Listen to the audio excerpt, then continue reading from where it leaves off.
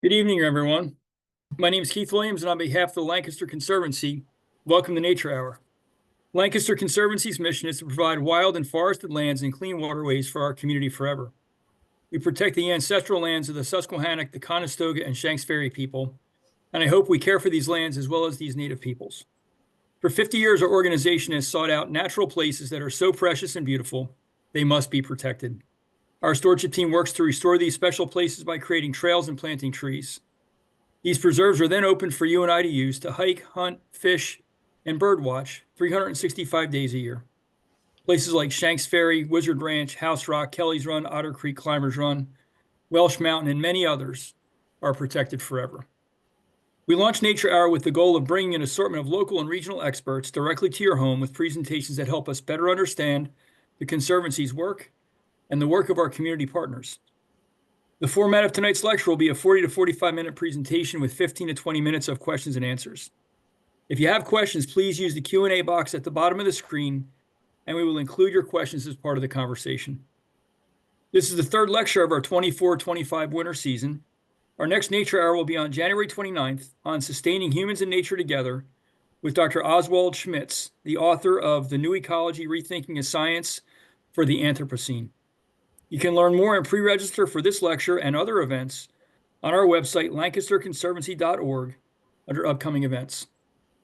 The Conservancy is blessed with incredible corporate support, and tonight we want to recognize our annual sponsors, who include the Wenger Group, Clark Associates, Nimblist, Electron Energy Corporation, Eurofins, J Group, Dart Container, Prana, Armstrong, Commonwealth Financial Associates, EP&L, Cargus, and Penn Stone. And now I'd like to introduce tonight's Nature Hour, Preserving Native Lands Within the Susquehanna Riverlands, with Kate Gonick. And I'll read Kate's official bio in a minute. I just want to give a little bit of a personal intro first. I'm really blessed to work with an incredible group of people at the Conservancy, extremely talented and committed and passionate. And I've learned that in the 4 years I've been part of the Conservancy, we protected thousands of acres. Before that, I benefited from Kate's work in that I've enjoyed the preserves, for 30 years in this region.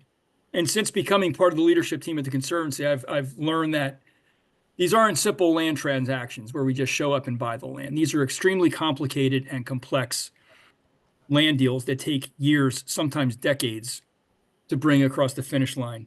And Kate's the one that drives that train for us. She's the one responsible for making these extremely complicated and complex land deals and turning them into preserves. So Kate serves as our Senior Vice President of Land Protection and the General Conservancy. She holds a JD and a Master's in Anthropology Archaeology with ABD status. Kate is the Secretary of Interior Qualified Archaeologist. After practicing land use law in Lancaster County for over 30 years, Kate joined the Conservancy in 2008. She previously served as the archaeologist for the Pinelands Commission and established a program in toward archaeology and anthropology at Cheyney University. Kate has worked on land use issues for decades and managed archaeological excavations on both colonial and pre-colonial sites in Maryland, Lancaster, and Chester counties. Please join me in welcoming and thanking Kate Gonick. Thank you, Keith. Now let's see if we can do this. Okay. This is probably a lot more challenging for me than buying land, so bear with me. Is everyone enjoying the slide at this point in I can time? see it. It looks great. Okay, great. Okay, thanks, Keith. And good evening, everyone. Welcome to Preserving Native Lands Within the Susquehanna Riverlands. I hope many of you enjoyed that spectacular sunset we had tonight. It was absolutely breathtaking. So, Lancaster Conservancy, who are we? What do we do? I'm guessing many of you are familiar, but some may not be familiar with the Conservancy.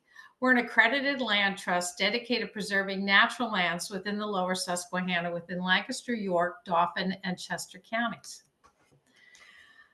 Our organization was formed by sportsmen over 50 years ago, where they wanted to protect what was left of our dwindling supply of forest and natural lands available for hunting and fishing.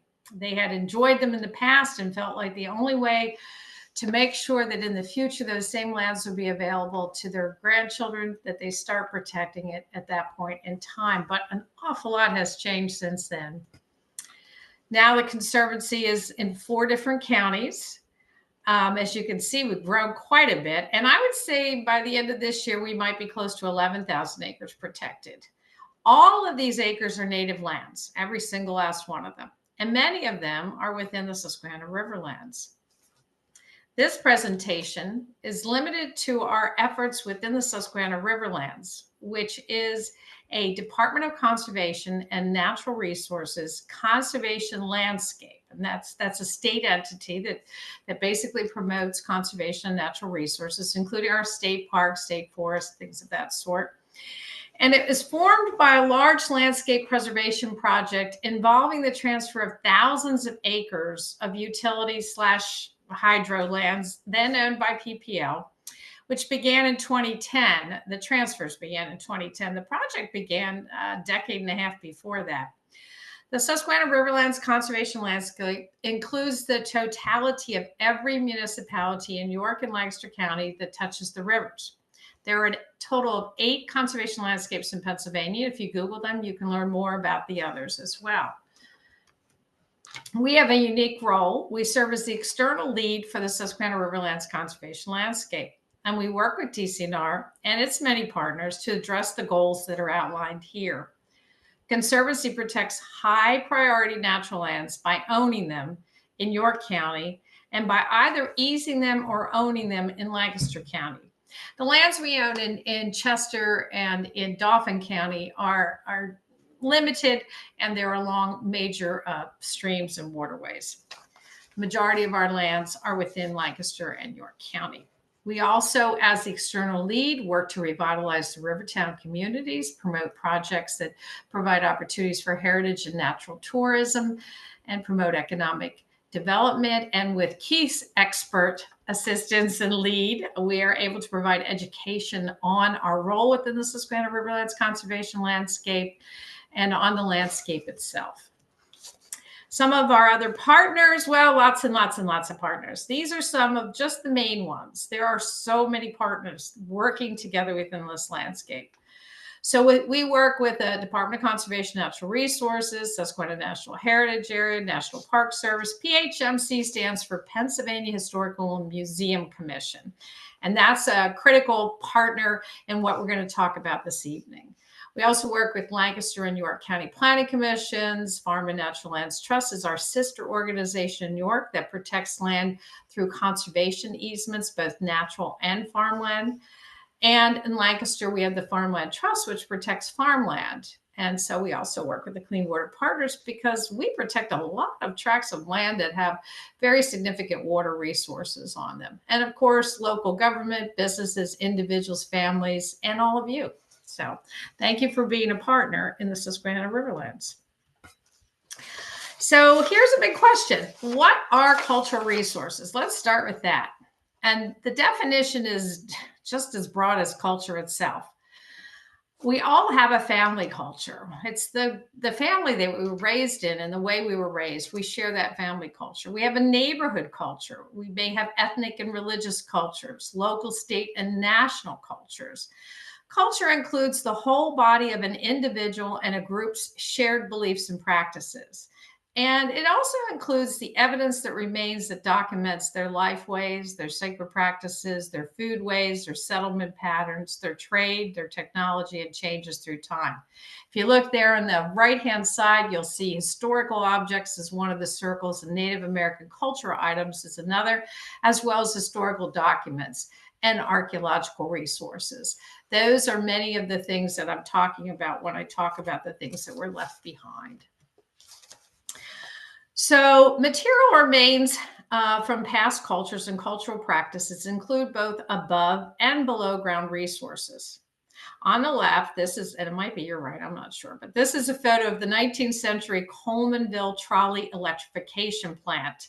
And it was operated along the Pequay Creek and utilized the water from the Pequay Creek to produce the energy for the electrification of the trolley that ran to Pequay and also up to Mount Nebo.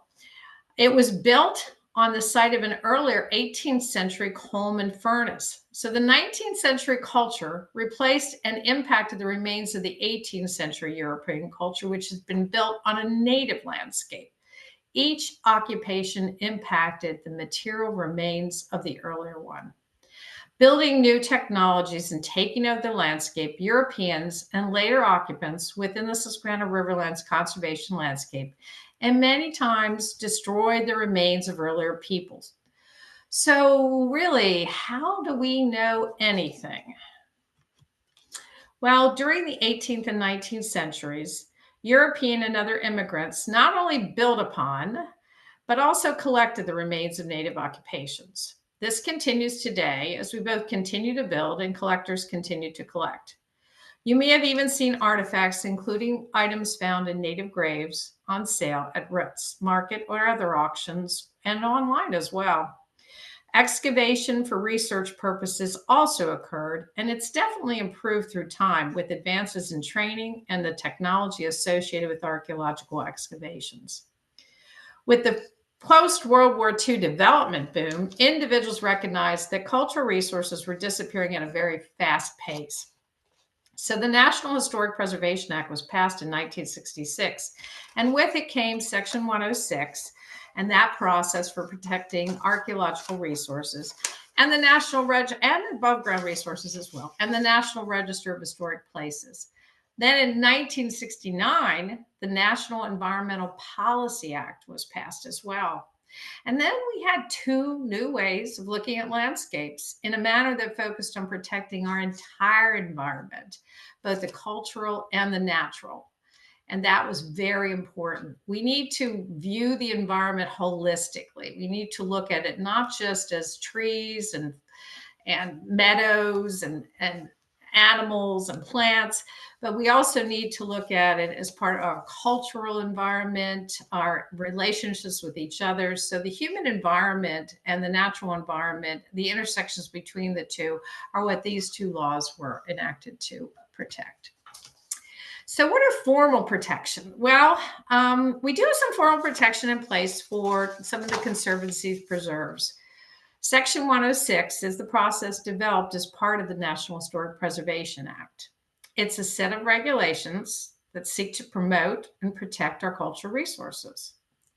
When the Conservancy began acquiring the utility lands in 2010, a memorandum of understanding, that's the MOU, was entered into with the State Historic Preservation Officer, which is the individual responsible for managing the Section 106 process, at the Pennsylvania Historic and Museum Commission to vet proposed ground disturbances that could possibly impact above or below ground resources.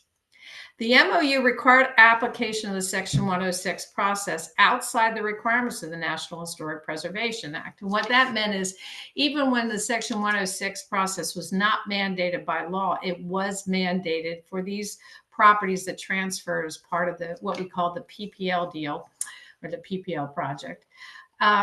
We're subject to the Section 106 through this memorandum of understanding. And that's a really important component. Section 106 is interesting because it doesn't really guarantee that every resource is going to be protected totally or even in place. And we'll get into some of that as we go through this evening. But it does provide one line of looking at the impacts that development may have on those resources. So when does Section 106 apply? Well, it applies if there's federal funding. So if you get a grant and there's some federal funding in that grant, then that means you have to take the cultural resources into consideration when you're doing your project. It applies to federal permits. Wetlands permits is one of those permits that people think of the most, but it applies to a variety of federal permits for stream crossings and things like that as well. It applies to federal lands. So anytime you're on a federal land, they have to go through the Section 106 process in order to make sure that there aren't going to be any negative impacts on cultural resources, or to minimize those impacts or mitigate those impacts.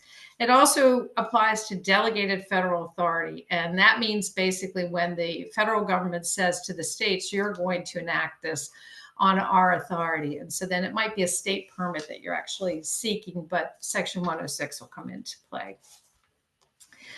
So it does not, and it doesn't impact lands unless one of these things is in play. Section 106 protects the remains of native and other cultures. However, unless Section 106 applies to an activity on private land, unless there's federal funding or federal permits on private land, you can unfortunately excavate or dig anything you want. And you have to ask yourself sometimes, how would you feel if someone excavated the graves of your family?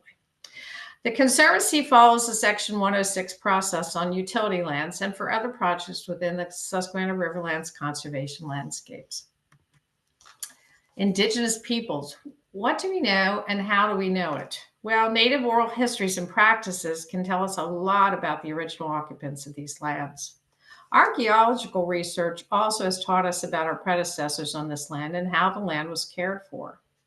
Why and how that information is extracted is critical.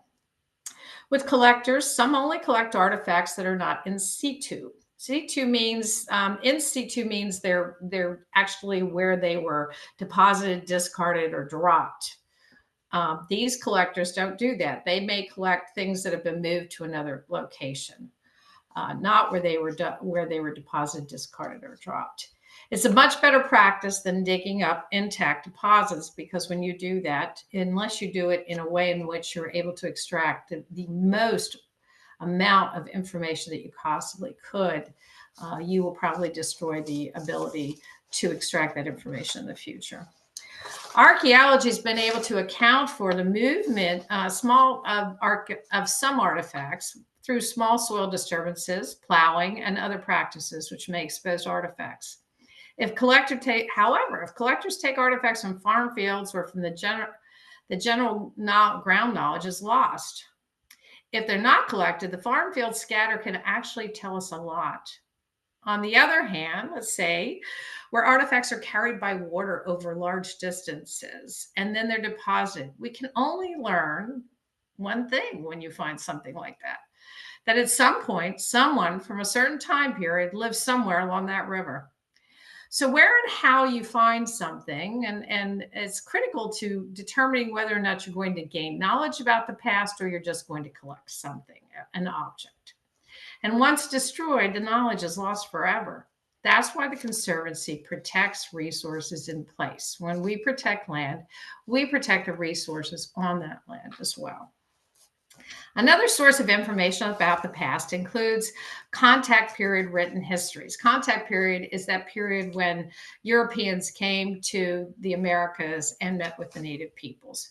This is a depiction of a Susquehannock, which was taken from the Captain John Smith map. This is a drawing.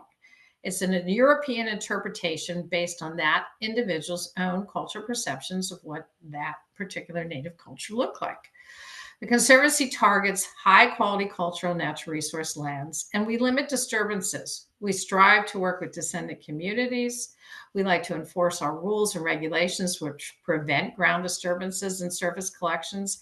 And we work with landowners, utilities, businesses, and government to protect and preserve an intact landscape. There are a variety of below-ground resource remains associated with a variety of cultural groups through millennia. And where people made tools, where they harvested lithics, that's called a quarry site, where they stayed for short periods and longer periods of time, maybe a cave or a rock shelter for a short period, villages for longer periods of time, where they traded, where they gathered resources, cultural remains may be found. Sedentary groups expanded through time as villages formed. And the way villages formed largely was based on the rise of agriculture because they were able to support larger groups. Although there are large villages along waterways that were totally dependent on fishing, hunting, and gathering as well. Unlike villages, rock shelters are pre-colonial motels. This isn't the best photo of a rock shelter, by the way, but it is a photo of a rock shelter. Rock shelters are interesting because they provided cover from the rain, areas to cook and sleep, and sometimes a place to bury tools to come back to. Some have undisturbed stratified remains, and they can still tell a story through time. And some remains may help date a rock shelter and the occupation of that rock shelter at various periods through time using different dating methods, including carbon-14 and others, as well as new technologies that may arise in the future. So what is archaeology? How does it impact land protection areas? The archaeological history of the Susquehanna Riverlands conservation landscape native peoples is based on academic excavations, largely in the 60s, 70s, and 80s, and the emerging Section 106 studies required for relicensing the hydro dams and any development with federal permits or funding along the river.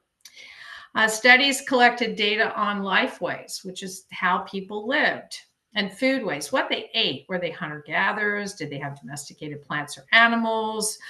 Seeds have been found on sites, giving complete information into what they were growing, what they were gathering, their technologies, tools for food procurement, for building, for cooking and serving food, ceramics, their settlement patterns, where did they live and with whom and in what fashion, and how were the different occupations related when they were close in time, how were they related to each other, and were there similar settlement patterns within certain cultures, and who they traded with and who they had contact with as well. These are all things that are studied.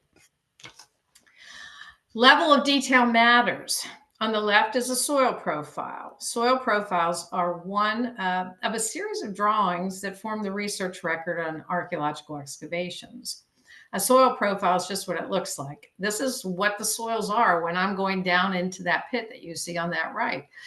And it shows you exactly what type of soils were there. And by looking at the soils, we're able to look at the age of deposits, preservation, where issues can be addressed, disturbances, and past environments can also be interpreted. The gentleman in the pit on the right, with his back up, now works at the Smithsonian.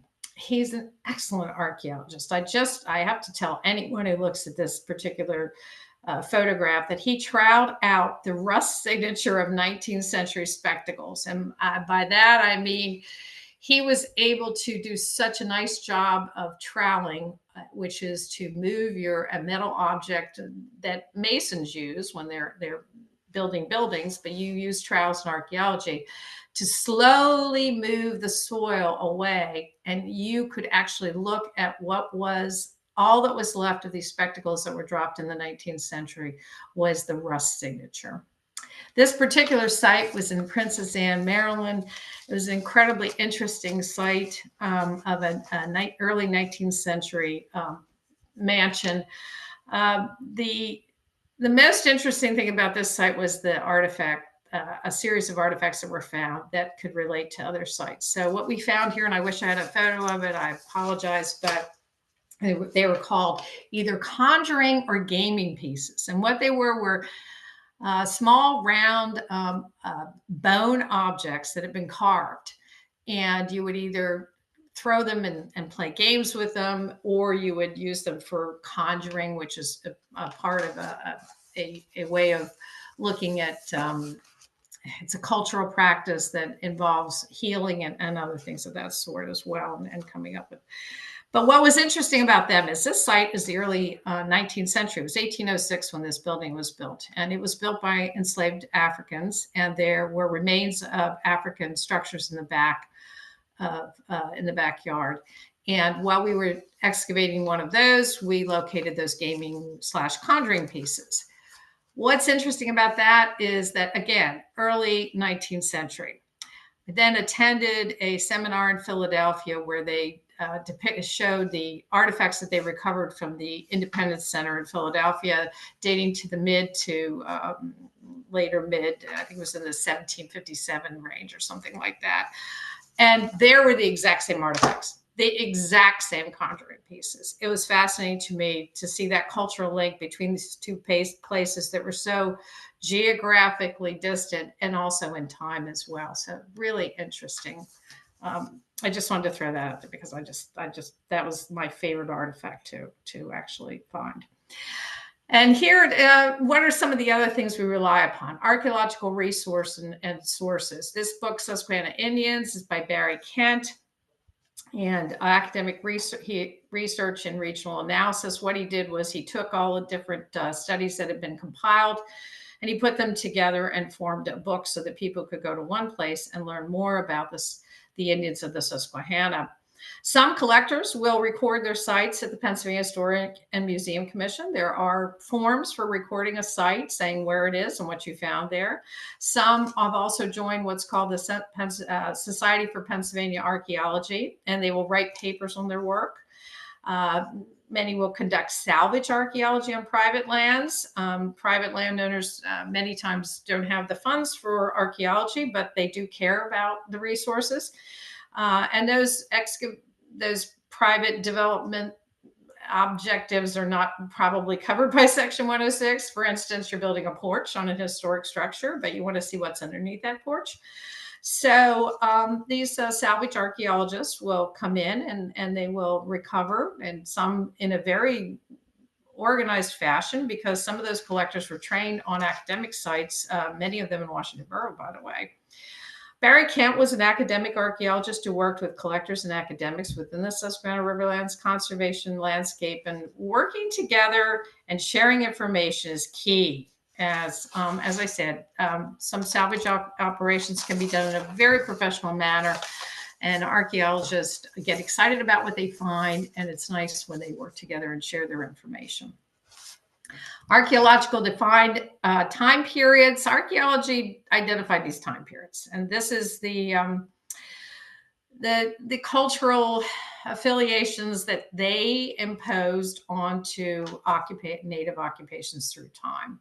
It was based basically on technologies, types of occupations, ceramics, the temper, the design, the decoration. Temper, by the way, is what you use to make the ceramics. So it could be shell, could be crushed stone, something like that. The settlement patterns, where were their villages? Were there villages, or were they just transitory people who were in rock shelters? Those sorts of things. More recent studies outside of the Susquehanna Riverlands conservation landscape have pushed these pre-Clovis dates back to being 20 and 30,000 years before present. But it's important to recognize that these are archaeologically identified time periods. These are not time periods identified by Native Americans. These are imposed upon Native American cultures by the archaeologists that study them.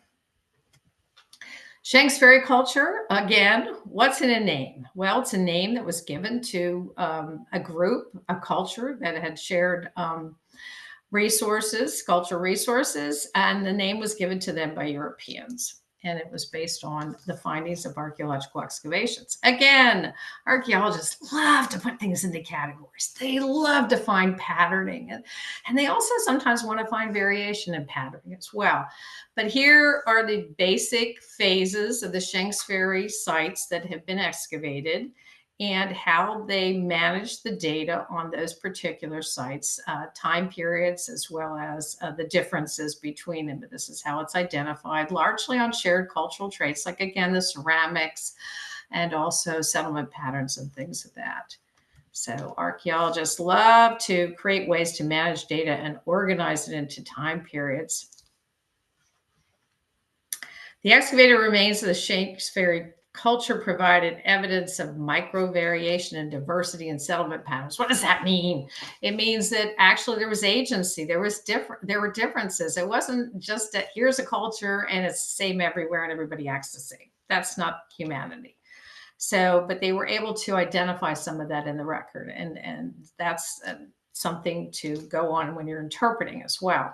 They also looked at differences in the adoption of agriculture. Some groups adopted it wholeheartedly, some in a limited fashion, some not at all. And clues as to where the Shanks Ferry people came from and where they went. And there's still a debate on where the Shanks Ferry people came from originally and where they went and what happened. Pottery design, decoration, tempering is a really key component to interpreting Shanks Ferry culture. And the Shanks Ferry named site at the Shanks Ferry Nature Preserve, which is, by the way, a National Register historic site, which is there are very few archaeological sites that are listed on the National Register. That one is. That site evidenced a combination of Shanks Ferry and Susquehanna traits in the pottery, which was an indication of interaction or trade or family relations between the groups. In addition to ceramics and tools, post molds, which are the remains of posts that were built or any structures that are built, and the remains of pits in which fire pits and things that were burned and of that sort for cooking.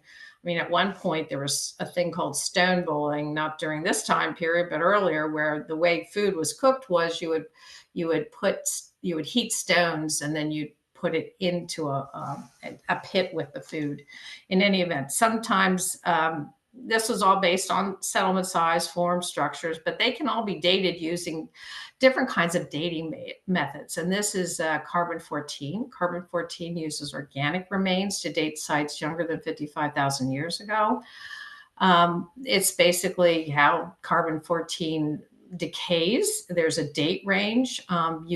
It won't work in disturbed soils. So if someone has dug through those soils already, it's not going to provide any useful information. There are some preservation issues because it does use organic materials, and we have acidic soils in this region. So many times organic materials do not survive, but that's what carbon-14 is. There are lots of other ways of dating sites, and more technology is being developed every day. Sorry for that bad photo of the chart on the left, but that's basically a list of the different time periods based on carbon-14 dating of Shanks Ferry sites. And I think that comes from Barry Susquehanna Indians as well. Who came next? The Susquehanna Riverlands grew in the 16th century with the Susquehannocks. Again, there was some trade, some interaction. Some people believe warring. Some people believe annihilation. Some people argue that there was intermarriage. But definitely the Susquehannocks met the Shanks Ferry people at some point in time, because there's evidence of that in the archaeological record. How they interacted is not 100% clear. This chart is really important because it gives you another reason why it's really critical to not disturb sites.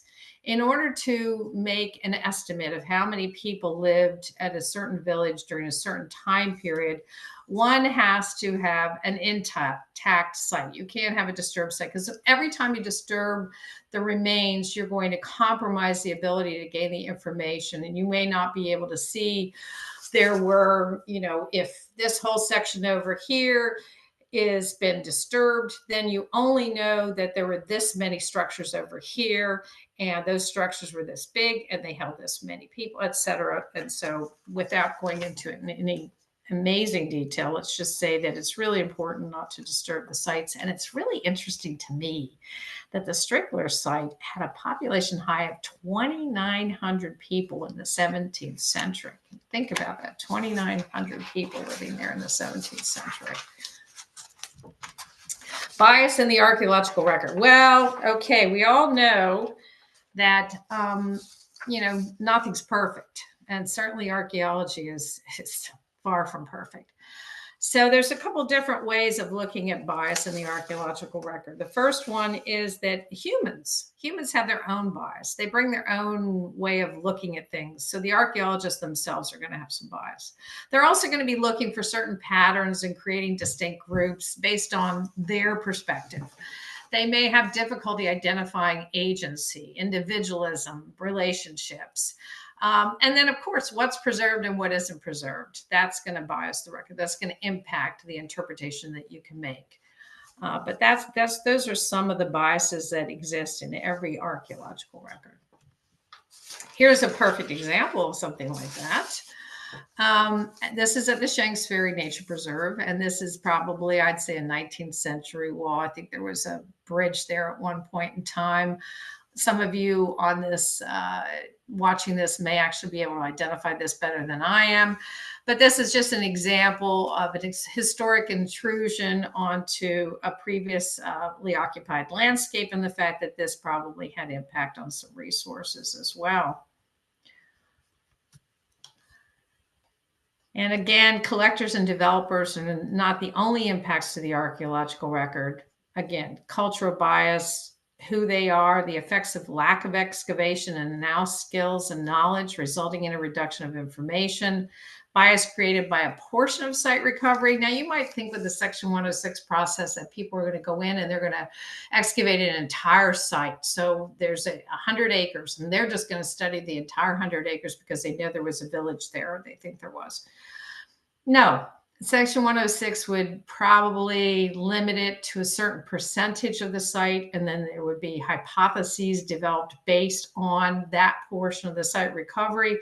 And sometimes where you choose to excavate may be based on the best available knowledge, but it still may be the wrong place, and you still may not be able to find what you're looking for. And also, some people are looking for some things and not others, and so you have a bias in what's recovered.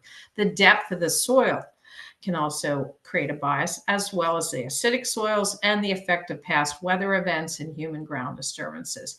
Even the Conservancy cannot protect cultural resources from nature. And here's a perfect example. This was a photo taken in 1972 of Agnes, and this is at the Peckway Creek campgrounds.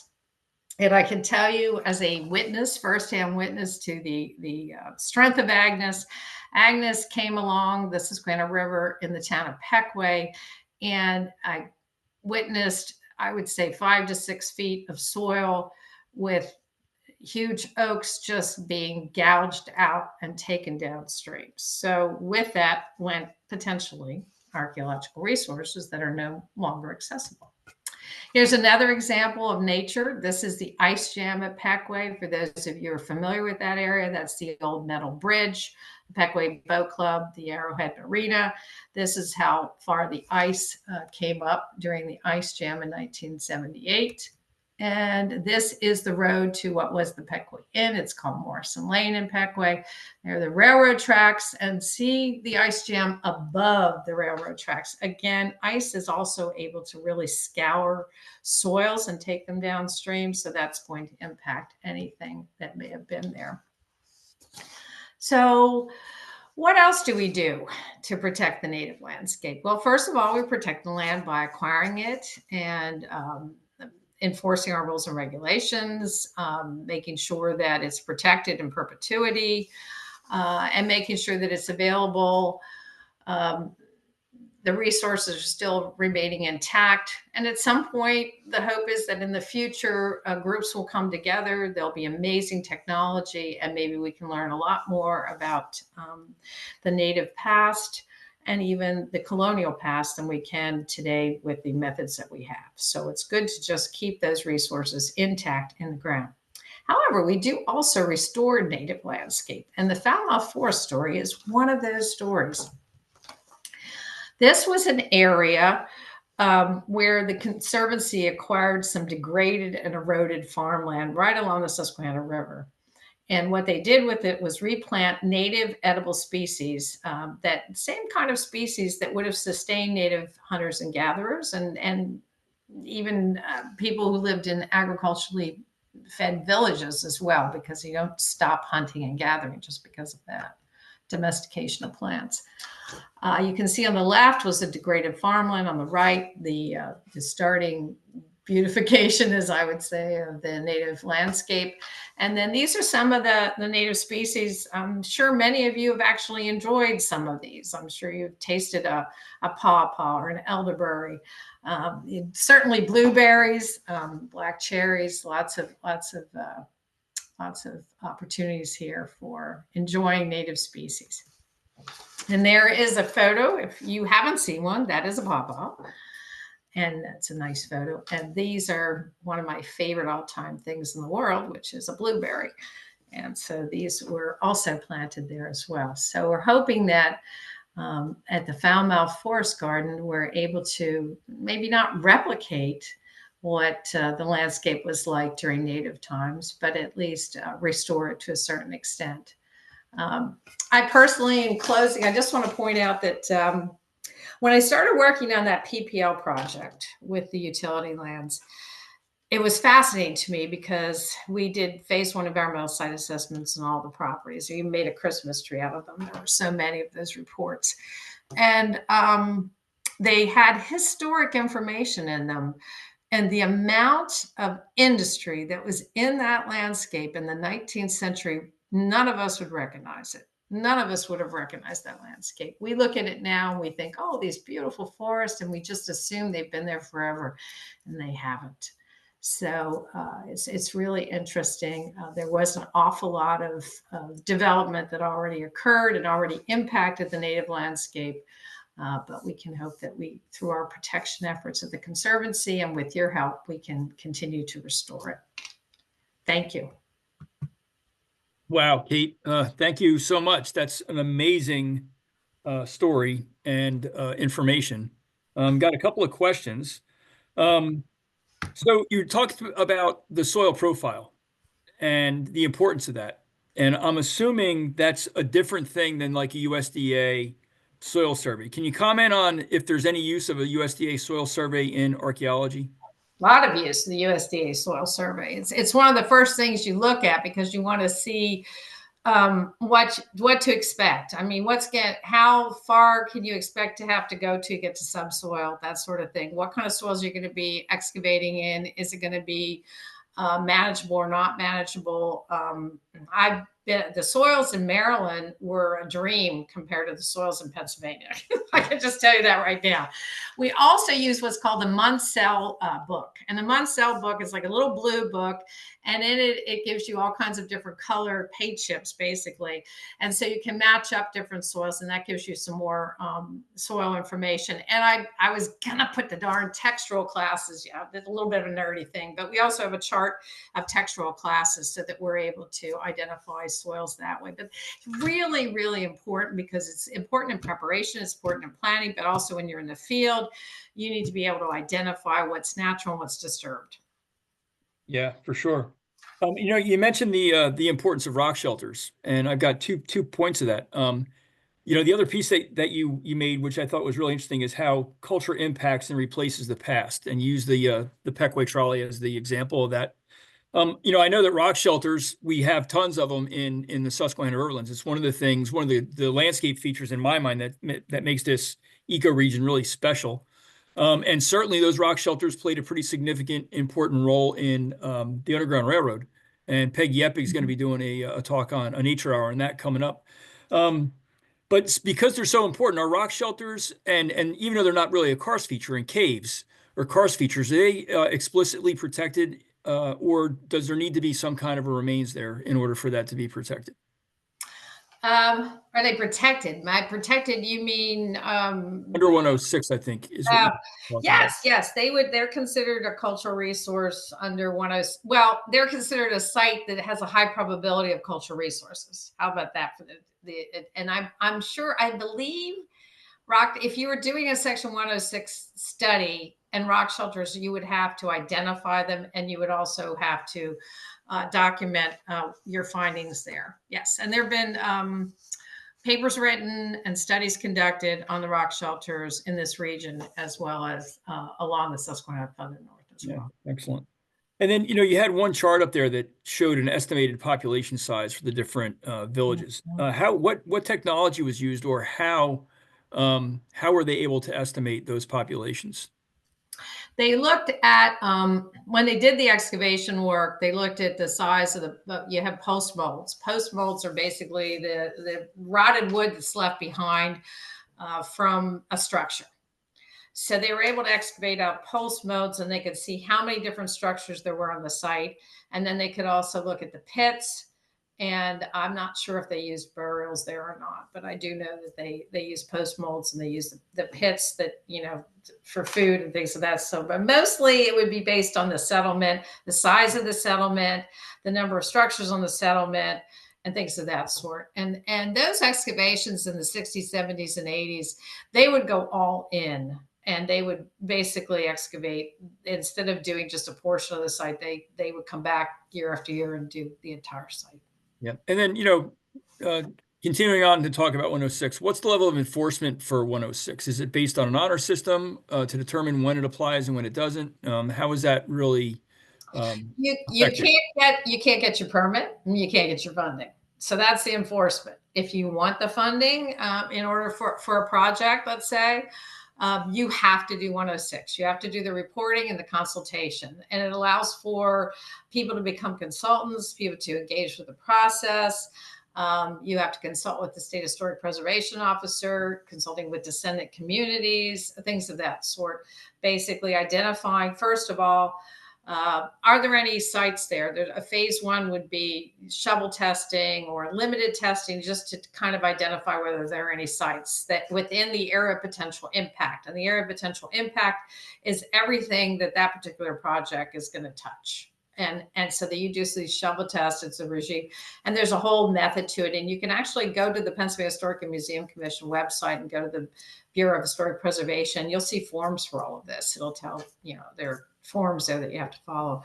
But yeah, so it's mandated by federal funding, federal permits, and federal lands, and then delegated authority. Yeah.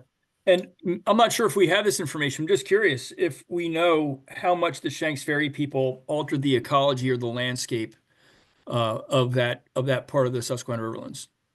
They did use agriculture. They did build some of them. Some of them built stockaded villages. Towards the end, stockaded villages were more common, and that's one thing that is interpreted as evidence of the Susquehannocks' arrival. The need to protect oneself by having a stockaded village. They built on largely along streams in some areas that were a little bit elevated. And one of the ones a lot of people might be familiar with was in Millersville. There's a golf course now and a housing development. It was near Funk's Market. That was a study by a gentleman out of the University of Delaware. I wrote a paper on that. And that was, and again, most of these were village sites of different sizes, but not as big as the Susquehannock villages. Mm-hmm. Yeah. And so they did alter the landscape somewhat for domesticated plants and animals, but not as much as we do. Right. You mentioned the impression of John Smith that John Smith had of the Susquehannocks, and that iconic picture of the Susquehannocks really through his lens and through his European lens specifically. And I find it interesting when you read the John Smith Journal and the Henry Hudson Journal, how there's similar language in both journals. Like, all you had to do to get a fish was dip a frying pan in the water when they're talking about the Hudson Bay and the Chesapeake. And, a fish so big it took 6 men to hail it into the boat. And in a way, part of the job of these guys was to sell people to come here, right? They were hired by companies to encourage settlement of this region. So I'm wondering if you could comment a little bit more on that European interpretation. Like John Smith was enamored, at least in his journals, was enamored by the Susquehannocks, and not everybody, I think, shared that view of Smith's view of the Susquehannock peoples. And I'm wondering, because of the similarities between those two journals, if you could comment on how much of that was accurate and how much of that was salesmanship. I don't know, but I'm guessing it was a little bit of both. It was a little bit of the person's own cultural bias, being open to the idea, being interested in learning, having an intellectual curiosity, which some people do not have. And it was also needing to sell it at the same time in order to be able to revisit. By the way, I one of the people that helped me on that Teakle Mansion dig was a gentleman who teaches at Washington College and has for years now. His dissertation topic was so fascinating. He basically created all the native technology necessary for a village, for a fishing village, an archaic time period fishing village, and ran the village along the Delaware and then walked away. And then his dissertation is to go back after 10 years and just see what is happening to the remains. So it's very interesting. He's a real character. His wife she's just, I don't know, the patience of God, because he would just, if he saw a deer on the side of the road, he'd take that carcass home and it'd be in the basement. He'd be skinning it and drying it and turning it into, things that you could flint nap with. And he taught me how to flint nap. Really interesting. Right. That's pretty cool. You could eat anything with him. He tried to get me to eat off the side of the road. I said, no. I know it's edible, but I'm not eating it. Yeah, right. Continuing on with Shanks Ferry, it always amazes me the history of that site. And what you said about the Shanks Ferry people using agriculture on that site, you really wouldn't know it by looking at it now. And then there's also an industrial past, as you pointed out the one pier, the old bridge that crossed Grub Run there, I guess. And Yes. apparently there was a hotel on that site too at some point. Yes, there A big was, and tourist also a trap dynamite factory. and a dynamite factory. Yes, Um, which exploded. Yes. Yeah, and you mentioned, when you were doing the PP&L land transfer, going through the history of those lands, and they were heavily industrial, and you Yes. wouldn't know that now. And No. when you started the talk, I thought it was really interesting how you talked about culture impacting and replacing the past, and how you walk through the Peckway Gorge, and a lot of the industrial past that was there, the furnace, and then the electro station for the trolley, is really largely hidden from view. Nature has reclaimed itself Yes. in that area. And so I guess the question that I have for the group is what culture are we going to leave behind, right? What are we going to leave the Susquehanna Riverlands? What are we going to leave this landscape looking like for the next generations? I think we've been fortunate in that we've been able to recover a lot of land from an industrial past. Not that industry is a negative thing. We all need it, but it needs to be done in the right way in the right place. And I feel like we're in a really great position, and Kate, largely because of the work that you've accomplished since 2008 in protecting these really special places. And we have more of those special places left to protect.